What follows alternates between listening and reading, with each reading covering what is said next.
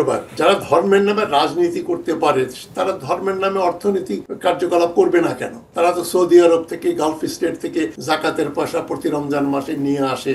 এ তো বহুত পুরানো, সেই জিয়াউর রহমানের সময় আমল থেকে আমরা শুনে আসছি জামাত সৌদি আরব থেকে ওই দুম্বার মাংস আনে, উটের মাংস আনে, জাকাতের জিনিসপত্র আনে, এবং টার্কির কাছ থেকে এনেছে। এখন চায়না নতুন মিত্র।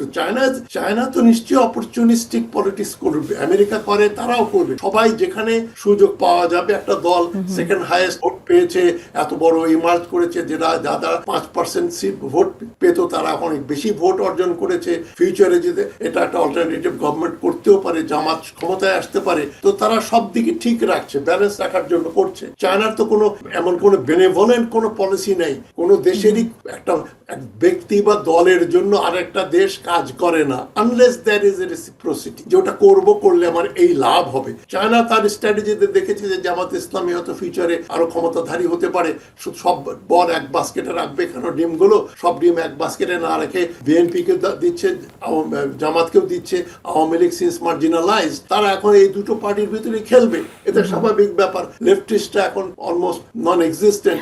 আপনি একটি প্রশ্ন, যে চায়না তো এখন আসলে বাংলাদেশের এই দিকটা আমি এইভাবে দেখি এখন। এই জন্য মানে আমাদের বন্ধু পররাষ্ট্র নীতিতে কেউ কারো পার্মানেন্ট বন্ধু হয় না। যখন যেদিকে সুবিধা তখন সেদিকে তারা পাল তোলে। এখন চায়না হাসিনাকে টেনেছে। হাসিনা 2018 নির্বাচনে জেতার পরে তাকে সোনার নৌকা উপহার দিল, চাইনিজ অ্যাম্বাসেডার বোধহয় ঢাকাতেই করলেন। তখন ওইটা শোনা যায় যে 2014-তে ভারত সমর্থন করেছিল, 2018-তে চায়না ওয়াজ হোল হার্টেডলি বিহাইন্ড হাসিনা। এখন হাসিনার প্রতি এক্সপেকটেশন অনেক ছিল, কিন্তু শত্রুর বন্ধু যখন হয়ে যায় কেউ, তখন তাদের প্রতি রিজার্ভেশন আছে।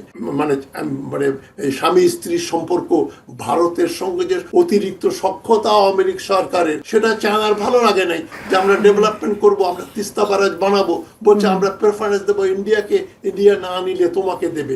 That annoyed China. চায়না বিএনপির ব্যাপারেও চায়না রিজার্ভেশন আছে।